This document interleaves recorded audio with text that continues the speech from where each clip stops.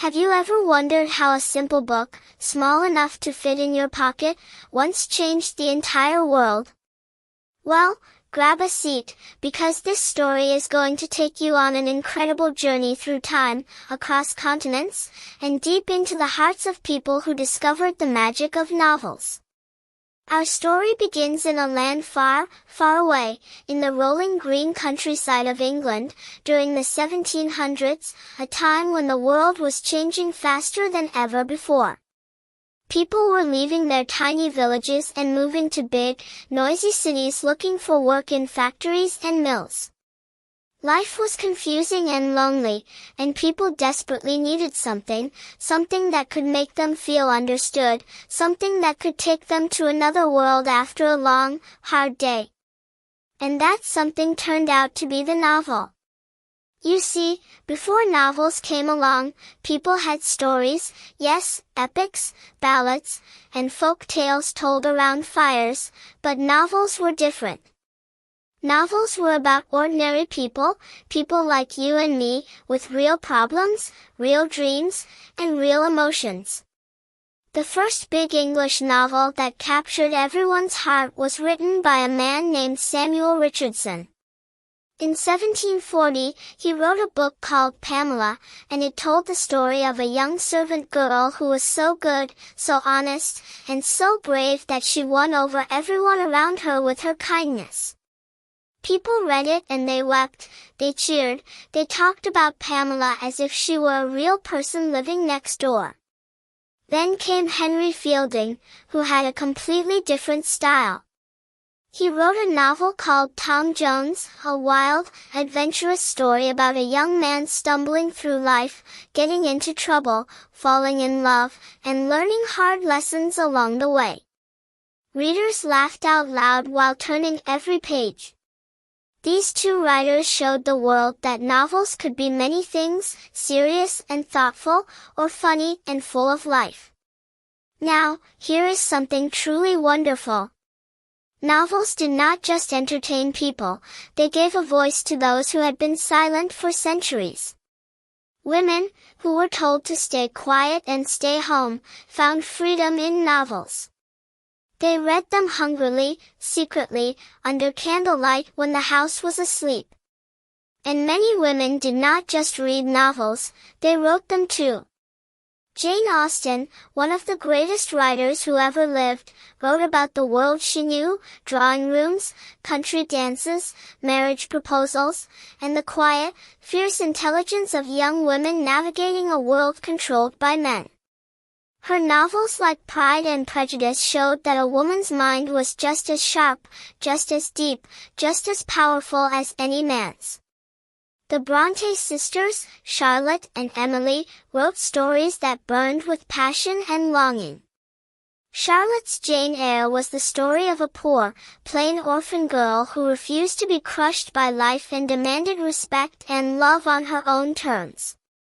Readers had never seen anything like it. They felt Jane's pain, her anger, her courage, and her joy as if it were their own.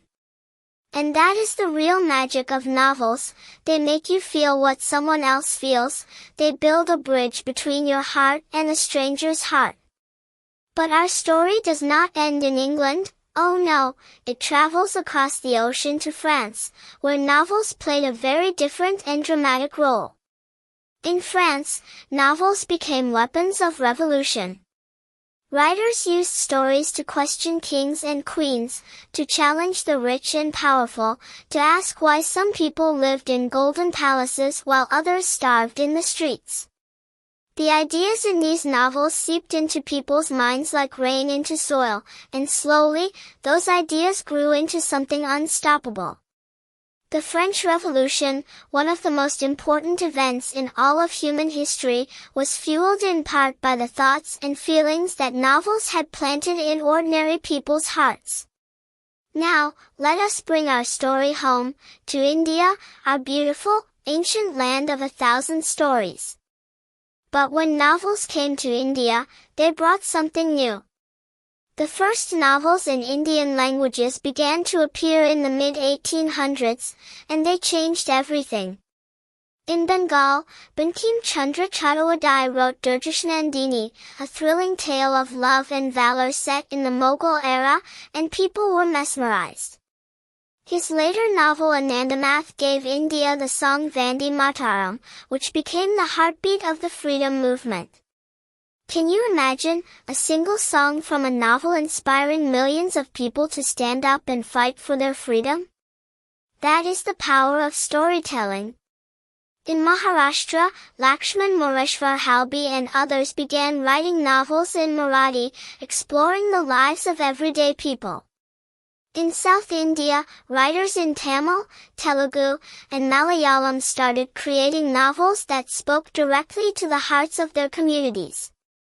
Chandra Menon wrote Indulekha in Malayalam, a story about a beautiful, educated young woman who chose her own husband based on love and intelligence, not just family arrangements.